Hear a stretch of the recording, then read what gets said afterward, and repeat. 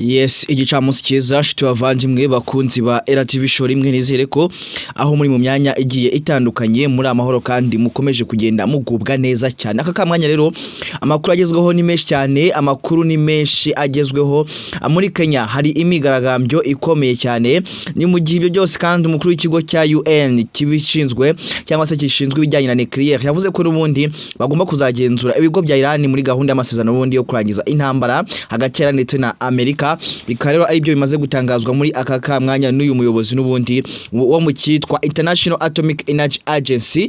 Turaza kubigarukaho byose, ni byinshi biri kugenda bitangazwa. Elon Musk, umukire utunze akarambaraye, uyu munsi yatakaje umwanya w'umuherwe utunze trillion y'amadolari ku isi. Ese byagenze gute kuki yaje kuba umwanya wa kabiri? Ese ibi ngibi ni biki byagenze gute? Byose tugiye kubigarukaho muri kano kamwanya. Ni amakuru agezweho muri aya masaha.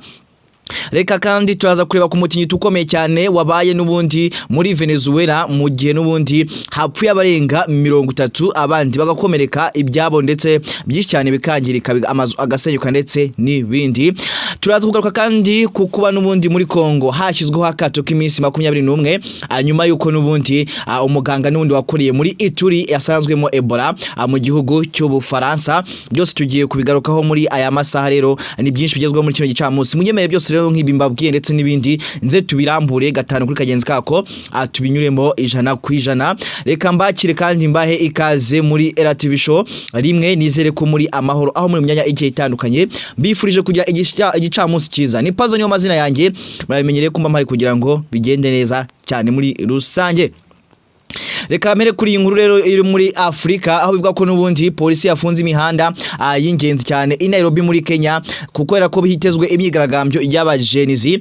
Polisi ya Kenya n'ubundi yafunze imihanda y'ingenzi yerekeza no muri rwagati mu murwa mukuru Nairobi mbere y'imyigaragambyo n'iteganyijwe yo ku rwego rw'igihugu yo kwibuka imyaka 2 ishize habaye imyigaragambyo y'abajenizedi yaciwemo cyangwa se yiciwemo abantu n'ubundi benshi cyane yo hari mu gihe cyo kwamagana leta.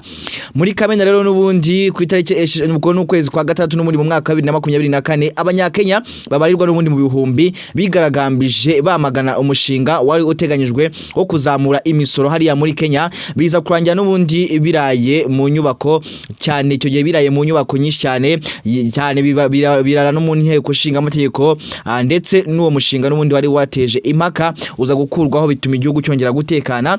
Abigaragambya rero n'ubundi bavuga ko barimo gusaba n'ubundi ubutabera bw'abantu barenga 80 bishwe, naho abandi babarirwa muri za 100 bagakomerekera muri iyo myigaragambyo yo muri uwo mwaka 2024. Uyu munsi rero n'ubundi akaba harimo bibuka n'ubundi abo bapfituye ndetse banasaba ubutabera ku rupfu rwabo ndetse n'abakomeretse. Mu gitondo rero muri cyo kuri uyu wa kane n'ubundi abagenzi baheze mu gihirahiro n'ubundi nyuma yuko abashinzwe umutekano bafunze imihanda yerekeza mu mujyi rwagati, mu gihe n'ubundi amaduka menshi n'ibindi bikorwa by'ubucuruzi hamwe ndetse n'amashuri byafunze uyu munsi. Iyo myigaragambyo n'ubundi iteganyijwe n'ubundi uyu munsi ahanini yakorewe n'ubundi ubukangurambaga ku mbuga nkoranyambaga, niho byagiye bibera byinshi byagiye bitangazwa ku mbuga nkoranyambaga cyane. Yitezwe n'ubundi kwera rero mu mujyi ikomeye cyane irimo Nairobi, Mombasa no mu bindi bice byo hagati muri Kenya kugira ngo n'ubundi bibutse abantu uko byifashe. Tutarava muri Afrika rero reka duhere kuri no nkuru n'ubundi ivuga ko n'ubundi muri Kongo hashyizweho akato k'iminsi 21 nyuma yuko umuganga n'ubundi wakoreye n'ubundi muri Ituri asanzwemo Ebola mu Bufaransa. Leta ya Republika ya Demokarasi ya Kongo n'ubundi yashyizeho akato k'iminsi 21 ku bagenzi bajya ahandi mu gihugu no mu mahanga bavuye n'ubundi mu turere twibasiwe na Ebola, nyuma yuko abategetsi bo mu Bufaransa n'ubundi bemeje ko umuganga wavuye muri DRC Congo yanduye iyo virusi itera Ebola. Abategetsi bavuze ko uwo muganga wakoreraga mu muryango n'ubundi ubutabazi witwa Alima yakoreraga n'ubundi mu kigo kivurirwamo Ebola kirwa Mpala mu ntara ya Ituri mu majyaruguru n'ubundi ashira uburasirazuba bw'igihugu cya Kongo. Kugeza rero ku itariki ya 19 y'uko kwezi n'ubundi kwa Kamena ariho uwo muganga yaraherereye. Yabanje n'ubundi kunyura mu murwa mukuru Kinshasa abona gufata indege igana mu Bufaransa ku wa kabiri w'iki cyumweru. Ubwo rero n'ubundi yarageze mu Bufaransa ku bushake bwe yijyanye n'ubundi kwa muganga, aho ibizamini byo muri laboratoire byemeje ko yanduye Ebola y'ubwoko bwa Bundibuguyo ari nabwo buri muri iki kiza n'ubundi cyongeye kwaduka n'ubundi muri Kongo no ku rugero n'ubundi ruto cyane muri Uganda. ishami ry'umuryango n'ubundi wabibumbye ryita ku buzima hamwe n'ikigo cya Amerika cyo kubundi kurwanya n'ubundi no gukumira indwara bivuga ko n'ubundi Ebola yanduye n'ubundi gusa n'ubundi iyo bimenyetso n'ubundi byayo bitangiye n'ubundi kugaragara n'ubundi nibwo bimenyetso byayo bigaragaza ko umuntu yanduye kandi ko n'ubundi kwandura bibaho binyuze mu guhura kutaziguye kw'amatembabuzi n'ubundi yo mu mubiri. Ni mu gihe kandi ubundi uwo muganga n'ubundi wafatiwe cyangwa se uri mu France nta bimenyetso bya Ebola yagaragazaga ubwo n'ubundi yarakiri muri DR Congo nta na kimwe yarafite, ariko yafatwaga n'ubundi ko ari mu byago kubera ko yakoreraga n'ubundi akazi aharangwa na Ebola cyangwa se hari Ebola. Kinshasa n'ubundi yasabye Paris cyangwa se Paris kuyiha ku makuru yabagize aho bahurira n'ubundi n'uwo muganga, ndetse isezeranya n'ubundi ko izabikurikiranira hafi cyane bijyanye n'ubundi n'amabwiriza mpuzamahanga y'ubuzima kugeza amagingo ayangaya. Uburyo n'ubundi bwo gukumira ndetse no gukurikirana hafi bijyanye n'ubwandu buracyariho n'ubundi kubijyanye byinshi cyane nko ku bibuga by'indege ahitwa Ibunia umurwa mukuru n'ubundi w'intara ya Ituri ni Kinshasa n'ubundi hose harimo hagenda hashyirwaho uburyo n'ubundi bwo kuguma kwirinda kugira ngo barebe ko bakirwanya iyi ndwara ya Ebola muri rusange. Andi makuru nuko n'ubundi muri Venezuela habaye umutingito ukomeye cyane wahitanye abantu barenga 30. Perezida w'agateganyo muri Venezuela Derek Rodriguez yatangaje ko ibihe n'ubundi bidasanzwe by'ubutabazi nyuma yuko n'ubundi imitingito ibiri ibaye mu masegonda make ikurikiranye, aho uwa mbere n'ubundi wari ufite ubukana bwa 7.2 uwa kabiri ukurikiyeho ukagira 7.5 ku gipimo cya Richard. Amatsinda rero n'ubundi butabazi arimo gushakisha abarokotse mu bisigazwa by'inyubako n'ubundi z'amagorofa zasenyutse cyane mu gihe n'ubundi ikibuga cy'indege mpuzamahanga kinini cya Venezuela cyafunzwe kubera n'ubundi kwangirika gukomeye n'ubundi kwatewe n'iyo mitingito yabaye.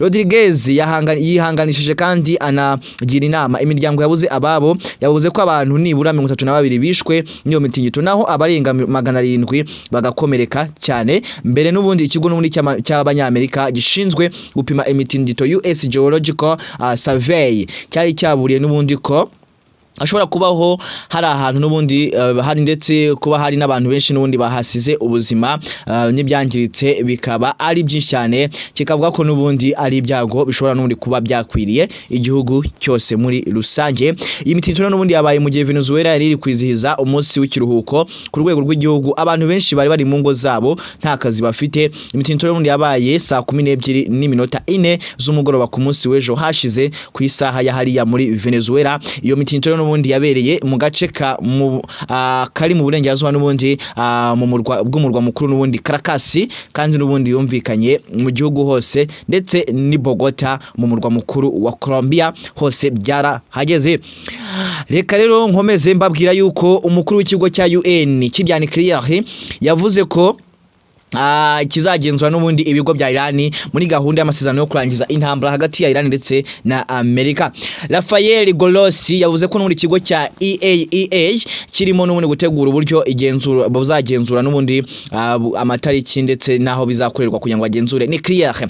Umukuru w'ikigo n'ubundi mpuzamahanga cya kirimbuzi cy'ubugenzuzi bw'ingufu za nucleaire cyangwa se ingufu za kirimbuzi avuga ko abagenzuzi bacyo bazasura ahari ibikorwa bya Iran hashingiwe n'ubundi ku masezerano y'ibanze y'amahoro icyo bita Memorandum of Understanding yasinyweho n'ubundi na Amerika ndetse n'igihugu cya Iran.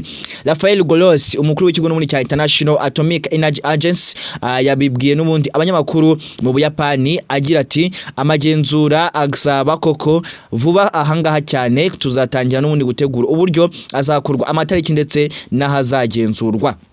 Yongeyeho ko amasezerano yasinwe mu cyumweru gishize agaragaza mu buryo bweruye ko kugabanya ubukana bwa uranium ya Iran itunganyije cyane bizagenzurwa n'ikigo cya International Atomic Energy Agency. Icyakora n'ubundi vice president n'ubundi ministeri n'ubundi y'ububanyi n'amahanga wa Iran, vice president cyangwa se vice ministry, iyo tuvuze vice ministry n'ubwo n'uwungirije ministeri y'ububanyi n'amahanga wa Iran yavuze ko n'ubundi kwinjira mu bikorwa remezo bya nucleaire byangiritse no kugenzura ibikoresho bya nucleaire bizaganirwaho gusa mu rwego rw'amasezerano ya nyuma n'ubundi Iran izajyana na leta zunze za Amerika mu minsi iri imbere ingana kuri 60. Rubio rero n'ubundi Grossi yabivuze n'ubundi mu gihe Minisitiri w'ububanyi n'amahanga wa Amerika Marco Rubio yahuraga n'ubundi na Perezida wa Emirates zunze ubumwe z'Abarabu UAE Mohammed bin Zayed Al Nahyan mbere yuko ubundi gukomezaneza n'ubundi ingendo ze muri Kuwait na Bahrain kugira ngo n'ubundi baganire kuri ayo masezerano nyuma yuko n'ubundi bino bihugu nabyo biri mu byagizweho ingaruka. Avugira n'ubundi mu mujyi wa Kuwait City, Rubio yavuze ko Amerika n'ubundi itazemera amasezerano ayo ariyo yose n'ubundi na Iran ashobora n'ubundi guhungabanya umutekano w'inshuti za Amerika mu karere k'Urasirazuba bwo hagati. Ugashaka kuvuga n'ubundi igihugu cya Emirates zunze ubumwe z'Abarabu, Kuwait ndetse n'ibindi. Reka rero nsoreze kuri no nkuru ivuga ko rwiyemezamirimo n'ubundi mu ikoranabuhanga Elon Musk kwa kabiri n'ubundi yatakaje umwanya we nk'umuntu utunze trillion y'amadolari ya Amerika mu gihe n'ubundi hari hashize ibyumweru bitageze kuri 2 awugezeho uwo mwanya, nk'uko n'ubundi mibare itangazwa n'ikinyamakuru Bloomberg ibigaragaza. Urutonde rwa Bloomberg rw'abaherwe batunze miliyari z'amadolari ya Amerika ruvugururwa buri munsi saa 11:30 z'umugoroba ku isaha y'i New York hariya muri Tanzania za Amerika. Rwagaragaje n'ubundi ejo bundi ku munsi wo kwa kabiri ko umutungo we wuri nguyo Elon Musk wari miliyari 957 z'amadolari uvuye kuri trillion imwe n'ibice 11 y'amadolari n'ubundi wari uriho mu minsi itageze kuri 14.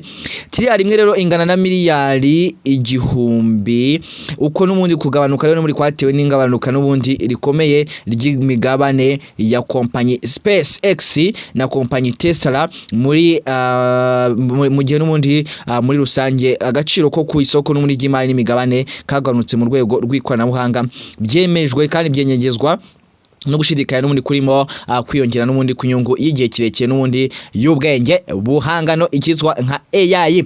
Musk rero n'ubundi yari yabaye umuntu wa mbere n'ubundi ku isi utunze trillion y'amadolari ku itariki n'ubundi 12 y'uku kwezi kwa Kamena, ubwo n'ubundi migabane ye muri kompanyi ya SpaceX cyangwa se SpaceX y'ibyogajuru n'ubundi yiyongeraga cyane mu itangira n'ubundi rya mbere rini cyane ryari ribayeho kugeza ubu ngubu ku isoko n'ubundi ry'imari n'imigabane.